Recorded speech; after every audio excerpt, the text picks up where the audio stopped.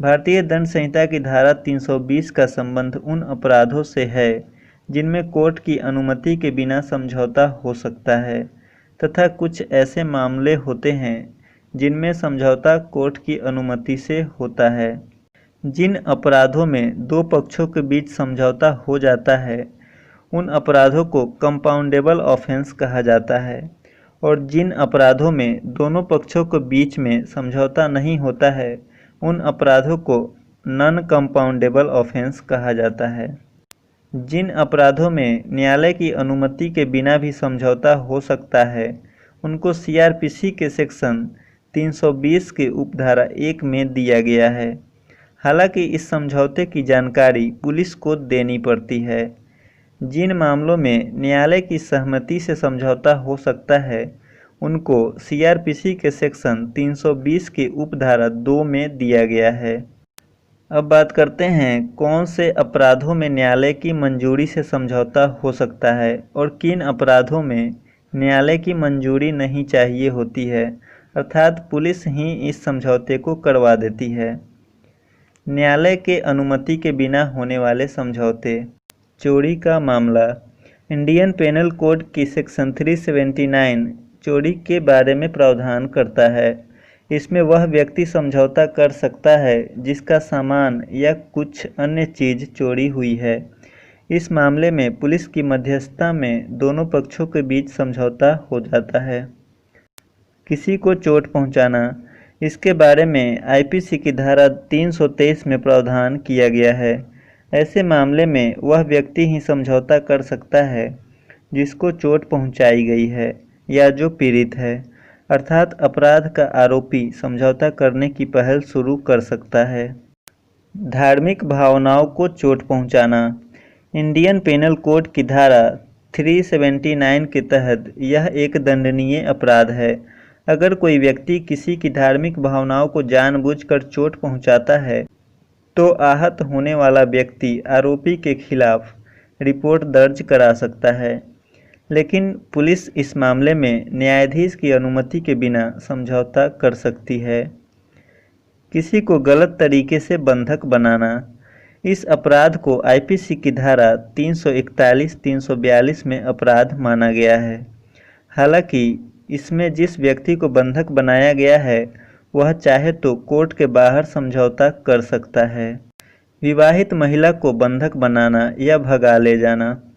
यदि कोई व्यक्ति किसी महिला को बहला फुसलाकर भगा ले जाता है या अपराध करने के उद्देश्य से बंधक बनाता है तो आईपीसी की धारा 498 के तहत अपराध है। इस मामले में बंधक महिला के पति को आरोपी के साथ समझौता करने का अधिकार है। अनाधिकार गृह प्रवेश। यदि किसी व्यक्ति के घर में कोई व्यक्ति या अपराधी बिना आज्ञा के घुसता है तो यह काम आईपीसी की धारा 448 के तहत अपराध है। एक दंडनीय अपराध है और जिस व्यक्ति के घर में घुसने का प्रयास किया गया है वह इसके खिलाफ रिपोर्ट कर सकता है। हालांकि पुलिस की मध्यस्थता में कोर्ट के बाहर भी इस मामले में समझौता किया जा सकता है। अब बात करते हैं न्यायालय की अनुमति से होने वाले समझौते के बारे में। इन मामलों में समझौता करने के लिए कोर्ट की अनुमति आवश्यक है, अन्यथा समझौता नहीं होगा। किसी महिला का गर्भपात कराना। आईपीसी की धारा 312 के अंतर्गत किसी महिला का उसकी मर्जी के खिलाफ गर्भपात नहीं कराया जा सकता है। ऐसा करना दंडनीय अपराध है। यदि कोई पति या सगा संबंधी ऐसा करने का प्रयास करता है और पीड़ित महिला पुलिस में एफआईआर करा देती है तो फिर इस मामले में कोर्ट की सहमति से ही दोनों पक्ष समझौता कर सकते हैं। ध्यान रहे कि ऐसे मामले में सिर्फ वही महिला समझौता कर सकती है जिसका गर्भपात कराने का प्रयास किया गया है या करा दिया गया है। दूसरी शादी करना। यदि कोई व्यक्ति या महिला अपनी जीवित पति या पत्नी के रहते किसी और स्त्री या पुरुष से शादी करती है तो इस कृत्य के लिए इंडियन पिनल कोड की धारा 494 के अंतर्गत अपराध माना गया है। इस मामले में कोर्ट की सहमति से पूर्व पति या पत्नी ही समझौता कर सकती है। इसमें ये 3 लोग एक साथ रह सकते हैं, इसका भी प्रावधान कानून में है। किसी महिला पर कमेंट करना। ये सभी काम जिनसे किसी महिला की मर्यादा को चोट पहुंचती है या महिला को कोई ऐसी चीज़ दिखाना जिससे कि उसकी मर्यादा भंग होती है, तो इस तरह के काम इंडियन पिनल कोड की धारा 509 के अंतर्गत दंडनीय अपराध की श्रेणी में आते हैं। ऐसे मामलों में सिर्फ वह महिला ही कोर्ट की सहमति से समझौता कर सकती है जिसके साथ यह घटना घटी होती है। किसी को 3 दिन से बंधक बनाकर रखना।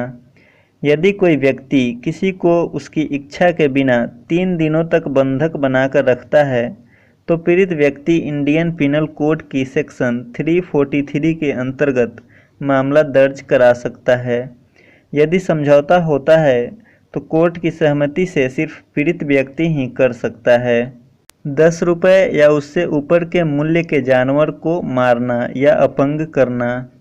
यह अपराध सुनने में थोड़ा अजीब लग रहा होगा, लेकिन यह सच है कि यदि कोई व्यक्ति किसी 10 रुपये या उससे ऊपर के मूल्य के जानवर को मारता है या अपंग करता है, तो आईपीसी की धारा 428 के तहत उसे सजा होगी और समझौता कोर्ट की सहमति से जानवर के मालिक द्वारा ही किया जा सकता है। धोखाधड़ी से किसी संपत्ति को छुपाना या हड़पना। यदि कोई व्यक्ति धोखाधड़ी से किसी संपत्ति को चुराता है या हड़पता है, तो ऐसा करना आईपीसी की धारा 424 के तहत अपराध है। लेकिन यदि प्रभावित व्यक्ति इस मामले में समझौता करना चाहे, तो कोर्ट को बताकर ऐसा कर सकता है।